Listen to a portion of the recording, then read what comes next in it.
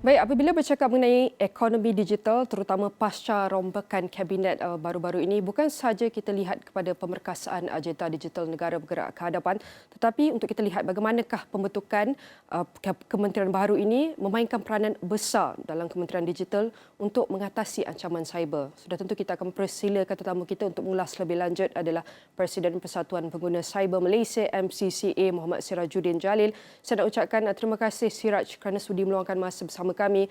Siraj, kita terus kepada perbincangan kita. Masalah sama, perancangan ada. Sekarang perlukan pelaksanaan yang lebih konkret. Jadi, apakah langkah Kementerian Digital yang boleh diambil dalam menghadapi ancaman cyber dalam konteks ekonomi digital dan bagaimana kementerian dapat memastikan keselamatan serta ketahanan sistem digital selepas ini? Terima kasih Wani. Pertamanya kita tengok pecahan dua portfolio, iaitu Kementerian Komunikasi dan juga Kementerian Digital, dan di sini mungkin akan mengakibatkan kekeliruan sikitlah pada masyarakat kerana selama ini kita dah faham komunikasi dan digital tu satu benda yang sama kebanyakan pengguna lah. Jadi hari ini portfolio tu dipisahkan, yang mana komunikasi satu segmentized and then digital itu satu segmen, yang mana kementerian perlu memberikan penjelasan yang sangat mudah kepada masyarakat supaya masyarakat itu faham. Contoh daripada aspek bila kita sentuh tentang masalah jenayah cyber, kita letak ke tepi soal bila jenayah ni banyak dikendalikan oleh PDRM. Tapi bila melibatkan kementerian, sebelum ini kita akan berurusan di bawah SKMM atau Suruhanjaya Komunikasi Multimedia, di bawah Kementerian Komunikasi Digital sebelum ini. Jadi sekarang ini kita lihat SKMM ini lebih di bawah Kementerian Komunikasi. Jadi sekiranya Kementerian Digital yang mana aspek keselamatan cyber itu adalah aspek yang sangat penting dalam ekosistem digital, penjelasan itu perlu ada daripada peringkat kementerian kepada masyarakat supaya ke depan ni kita tidak ada kekeliruan lah soal meletakkan punca kuasa masyarakat dengan kementerian itu sendiri bila datangnya masalah jenayah cyber. Kemudian soal keselamatan cyber ini juga ada punca kuasa dasarnya di bawah Agensi Keselamatan Cyber Negara. Agensi Keselamatan Cyber Negara ini di bawah Jabatan Perdana Menteri, iaitu di bawah MKM atau lebih jelas. Dan NAKSA telah pun melakukan inisiatif pembaharuan di mana draft Akta Keselamatan Cyber telah pun dibentuk dan difahamkan akan dibentang di Parlimen pada bulan 3 tahun hadapan.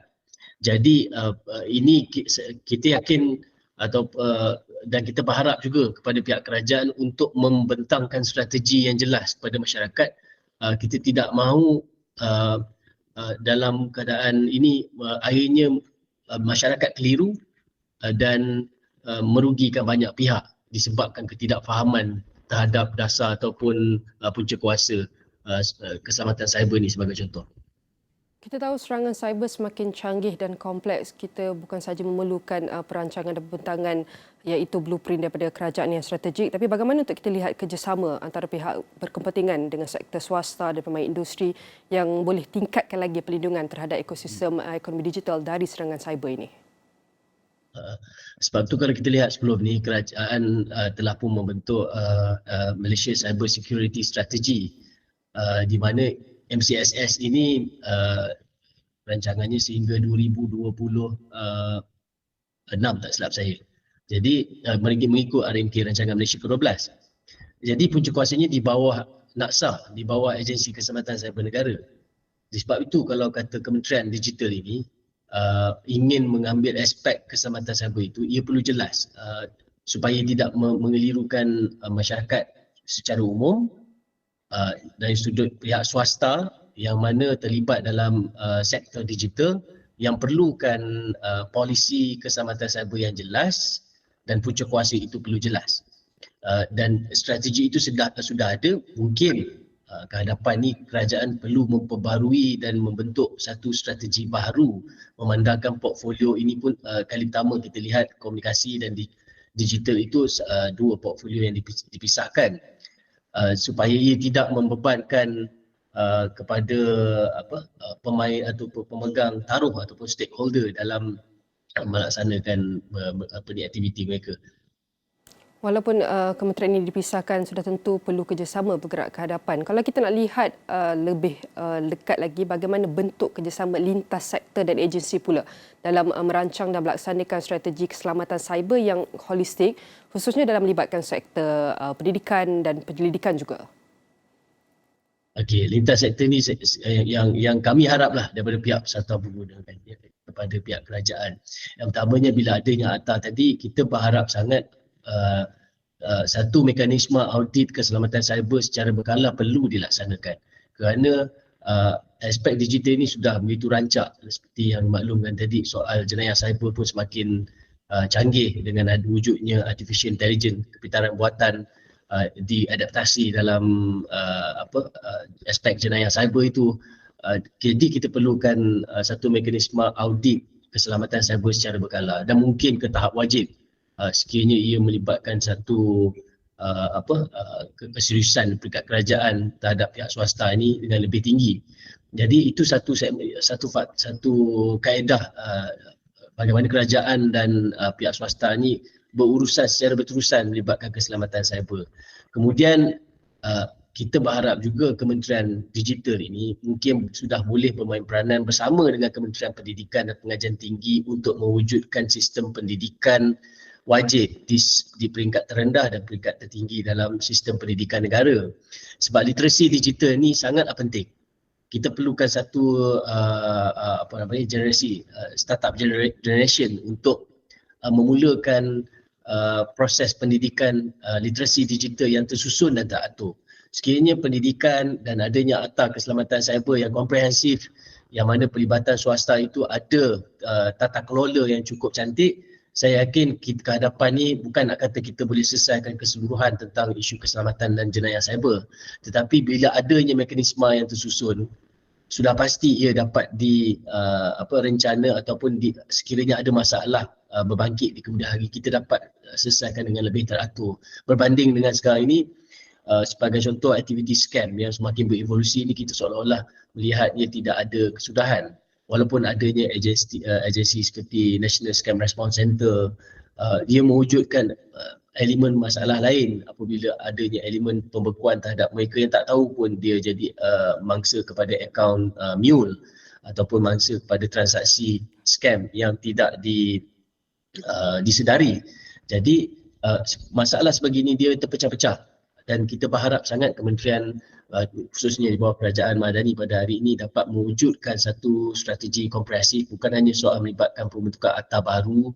Kita berharap sangat soal pendidikan itu benda yang paling asas dan paling penting sekali untuk kita mereform atau reform pemahaman masyarakat tentang dunia digital. Kalau saya nak tambah sedikit, antara iaitu baru-baru ini ada kes kebocoran data Perkeso dan memberi amaran ancaman, iaitu ancaman cyber yang dikeluarkan oleh pihak berkuasa. Jadi Syirah, kalau boleh saya bacakan, keselamatan cyber memerlukan iaitu tanggungjawab the whole government. Jadi bagaimana untuk langkah ini boleh dilaksanakan oleh pelbagai kementerian dan agensi? Apakah langkah utama yang perlu digerakkan dengan segera dan pada ketika ini? Kalau kita nak faham masyarakat ni, kadang-kadang kita boleh cakap bahasa yang lebih tinggi, tapi saya suka untuk memahamkan masyarakat ataupun pendengar di luar yang mungkin bukan berlatar belakangkan IT. Untuk faham keselamatan cyber ini, kita kena faham juga. Sebagai contoh Astro, adanya pagat dekat depan before nak masuk kepada premis Astro. Sudah pasti keselamatan premis Astro itu di bawah seliaan pengawal keselamatan yang telah pun diberikan kontrak dan dibayarkan satu jumlah amount untuk menjaga keselamatan Astro. Sekiranya berlaku jenayah, rompakan dan sebagainya di dalam premis Astro, sudah pasti pihak berkuasa akan menyiasat dahulu pengawal keselamatan itu tadi. Dan sudah pasti pengawal keselamatan ini syarat-syarat untuk mereka melaksanakan aktiviti perkhidmatan kawalan keselamatan, termasuk mereka yang nak bekerja sebagai pengawal keselamatan itu sudah ada satu prosedur tapisan yang ketat oleh pihak kerajaan. Jadi mekanisme yang sama juga, asas itu kita mahu pihak kerajaan laksanakan dalam aspek keselamatan cyber. Mereka yang menyediakan perkhidmatan keselamatan cyber ini bukan kita nak sekap jarang, tapi memang wujud elemen kadang-kadang daripada penyidik perkhidmatan cyber itu yang melakukan jenayah terhadap pengguna, yang mana perkhidmatan yang disediakan kadang-kadang dieksploitasi dan elemen integriti dipecah sehingga mengakibatkan berlakunya data breach itu tadi. Sebab data breach tidak semuanya diakibatkan oleh penggodam. Ada data breach diakibatkan oleh orang dalam itu sendiri, yang mana itu adalah aspek integriti. That's why mekanisme yang baru sebagai contoh audit berkala dibuat ataupun laporan audit keselamatan cyber setiap tahun perlu disubmit oleh penyedia mereka yang ada elemen digital ini kepada pihak kerajaan. Sekiranya berlaku data breach seperti Pekeso, maka siasatan oleh pihak kerajaan itu dapat dijalankan dengan lebih teratur. Pertama, mungkin penyedia perkhidmatan keselamatan cyber akan disiasat oleh pihak kerajaan. Yang kedua, mungkin penyedia perkhidmatan sistem itu sendiri pun akan disiasat oleh pihak kerajaan. Merangkumi aspek integriti mereka yang pernah berkhidmat ataupun menjalankan aktiviti membangunkan sistem ataupun mengawal sistem itu tadi. Jadi ini satu aspek baru yang kita harap kerajaan dapat laksanakan, dan dia betul-betul melibatkan polisi. Dia tidak perlu melibatkan aspek digital. Perlu ada polisi di peringkat kerajaan, mungkin penyedia perkhidmatan kawalan keselamatan cyber ini kemudian hari perlu mendapatkan lesen daripada pihak kerajaan, yang mana itu juga indirectly menjana pendapatan ataupun sumber baru pada kerajaan negara kita.